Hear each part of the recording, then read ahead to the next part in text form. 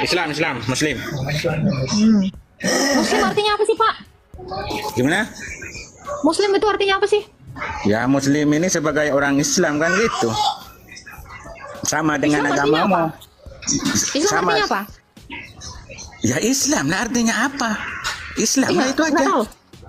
Ada begitu banyak kata di dunia ini. Nggak mungkin sesuatu kata itu tidak punya arti kan? Ya memang punya arti, artinya sudah tahu. Islam yaitu Islam tuh? lah. Islam adalah Islam. Gimana itu Islam adalah Islam? Artinya apa lagi? Maka nanti saya mau tanya balik sama Mbak Agatha nih. Anda kan Kristen. Terus artinya Kristen apa? Pengikut Kristus. Ah ya sama lah, kita punya Tuhan Allah. Loh, jangan disamain. Tuhanmu nggak jelas kok. Bingung aja. Tetap pengikut Islam dan pengikut Allah. Kami pengikut Kristus, makanya Kristen. Kami bukan dikatakan Islam, pengikut Allah. Beda lah Pak. Baik, saya Mbak Gita. Assalamualaikum warahmatullahi wabarakatuh. Masih kembali di channel terbaru saya. Tentunya kita sudah mendengarkan bagaimana cuplikan videonya. Jadi si Agatha ini seringkali kita perhatikan di mana dia itu menghina, menistakan agama Islam. Bahkan di video yang sudah kita tonton, Agatha mengatakan Allahnya orang Islam itu nggak jelas. Di video selanjutnya nanti dia mengatakan bahwa Nabi Muhammad itu orang gila. Jadi kepada teman-teman di sini ada pertanyaan Agatha buat saudara kita yang Muslim, apa arti Islam, apa arti Muslim? Jadi saudara kita juga agak bingung menjawabnya. Si Agatha tidak paham tentang agama Kristen, saudara kita tidak paham tentang agama Islam. Rasulullah SAW pernah bersabda, jika sesuatu urusan itu diserahkan kepada yang bukan ahlinya, maka tunggulah kehancurannya. Dia tidak paham, ini tidak paham, maka tunggulah kehancurannya. Karena sama-sama tidak paham mau berdebat.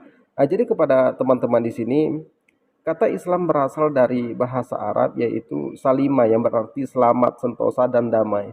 Muslim adalah sebutan bagi orang yang memeluk agama Islam, berpegang teguh terhadap ajaran Islam. Islam adalah agama yang membawa keselamatan hidup di dunia dan di akhirat. Muslim adalah orang yang menyerahkan dirinya pada jalan keselamatan, yaitu jalan tauhid dan ketundukannya kepada Allah Subhanahu wa taala. Islam mengajarkan untuk menjauhi diri dari perbuatan yang merusak diri sendiri, merusak keluarga, lingkungan, masyarakat, dan bahkan bangsa dan negara. Islam mengajarkan untuk mendapatkan rezeki agar selektif, ya ini hanya mengambil baik yang halal dan tidak merugikan orang atau pihak lain.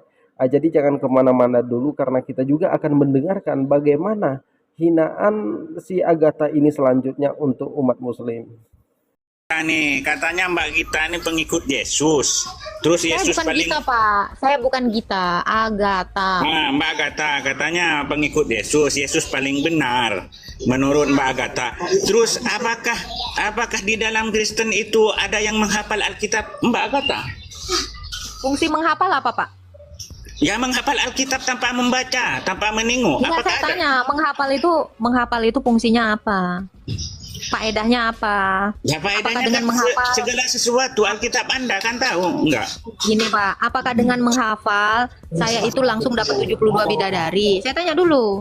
Ini faedahnya apa? Kalau menghafal itu tidak bikin kau mati ya saya hafal. Masalahnya sudah menghafal tapi nggak bisa membuat saya tetap hidup 2000 tahun Iya, ya bagaimana? jawab. Kita tahan sejenak. Memang kalau kita bertanya kepada saudara kita ini Kristen, apakah Anda bisa menghafal kitab suci Anda? Pasti mereka menjawab tidak bisa karena pendeta ternama di dunia saja tidak bisa menghafal kitab sucinya. Jadi di sini kalau saya perhatikan otak si Agatha ini didengkul, dia nggak punya otak. Ini kalau debat di forum akademis ini sudah disuruh keluar, sudah diusir. Kenapa? Karena ketika ditanya apakah Anda bisa menghafal kitab suci Anda, dia ini mengatakan apakah kalau saya menghafal mendapatkan 72 bidadari? Apakah kalau saya menghafal hidup 2000 tahun yang akan datang? Ini kan aneh. Jadi otaknya itu berada di dengkul, hanya pengemis koin di TikTok ini. Jadi di sini faedah menghafal aja dia tidak tahu apa saja manfaatnya menghafal itu. Jadi kalau tidak paham itu jangan dialog. Jadi kepada teman-teman di sini menghafal dapat memperdalam pemahaman dan mengembangkan pemikiran secara lebih luas. Menghafal dapat melatih otak untuk lebih fokus dan tajam, sel-sel partikel di otak akan aktif sehingga otak akan semakin kuat. Menghafal Al-Quran dapat memberikan kemuliaan di dunia dan akhirat. penghafalan Al-Quran akan mendapatkan kedekatan khusus dengan Allah Subhanahu wa Ta'ala dan Rasulullah Sallallahu Alaihi Wasallam. Kemudian Al-Quran akan memberikan syafaat kepada orang yang menghafalnya. Menghafal Al-Quran adalah bentuk mengingat Allah dalam segala situasi. Doa-doa penghafal Al-Quran akan mendapatkan keistimewaan dari Allah dan peluang besar untuk dikabulkan. Jadi inilah manfaatnya kalau menghafal itu. Jadi kita lanjutkan. Anda bilang kalau Anda itu tahu ayat Al-Quran. Itu di mana Pak? Kalau Rasulullah dikatakan orang gila itu di ayat mana ya? Siapa yang bilang? Anda yang bilang atau saya yang bilang itu? Al-Quran yang bilang, Pak. Kapan Al-Quran? Kapan? Anda kan bukan Muslim, Anda kan tidak tahu. Anda bilang gitu. Loh, yang tahu itu saya, bukan Anda.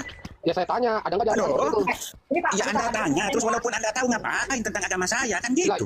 Pak Dika, benar dulu. Yang dikatakan Juni tadi ada di dalam Quran, saya bacain ya. Al-Hijr ayat 6. Nabimu memang dikatain gila. Mau saya bacain? Mau saya bacain nggak? Iya bacain, kalau Anda tak tahu baca Al-Quran enggak? Kamu? Anda tahu? Loh, ya saya Muslim mesti tahu lah. Oh ya udah, kalau gitu silakan baca. Terus ngapain mau bilang sama kamu mau baca? Itu kan pribadi saya. Anda kan Kristen, Anda kan kafir, Anda tahu apa-apa tentang agama Islam. Kalau kita mendengar pertanyaan dari saudara kita yang di Kristen ini bukan mau berdebat ya, tapi ini mau menghina agama Islam, mau mencaci maki agama Islam. Kenapa? Karena dia memberikan pertanyaan hanya sepenggal. Di dalam Al-Quran, di surat mana Nabi Muhammad SAW disebut gila? Dan apa alasannya Nabi Muhammad disebut gila? Jadi ketika di masa itu, kenapa Nabi Muhammad SAW disebut gila? Di mana Nabi Muhammad ini menghilangkan kebiasaan orang kafir. Di mana di kafir itu wanita tidak dihargai. Wanita itu dianggap pemuas nafsu. Hanya sebatas itu. Kemudian, di mana mereka ini minum minuman miras. Di mana mereka ini menyembah patung. Menyembah sapi, macam-macam yang mereka sembah. Di mana di sana itu tidak ada ilmu berpengetahuan. Yang rendah itu direndahkan, yang tinggi itu ditinggikan di zaman perbudakan. Lalu Nabi Muhammad menghilangkan ini semua. Manusia itu semuanya sama. Makanya mereka menyebut Nabi Muhammad itu adalah pembawa ajaran gila. Ini adalah peraturan leluhur kami. Kenapa engkau rubah? Jadi itulah alasannya kenapa Nabi Muhammad SAW disebut gila. Baca ayat sebelumnya, baca ayat selanjutnya. Jangan hanya membaca sepenggal aja. Nanti ketika didatangin orang Muslim ke rumahnya, dia ketakutan, dia jadi gempor. Dan satu lagi untuk pesan untuk saudara kita yang di Kristen, si Agatha ini hanya pengemis koin di TikTok. Dia itu hanya pengemis koin. Kemudian di sini apa? Akibatnya Islam dan Kristen itu terpecah. Kalau Islam dan Kristen terpecah, yang menangis siapa? Ya Kristen sendiri. Kristen berapa persen cuma ada di negara kita? Cuma 20% doang. Jadi mungkin cukup sekian. Semoga ada manfaatnya. Assalamualaikum warahmatullahi wabarakatuh.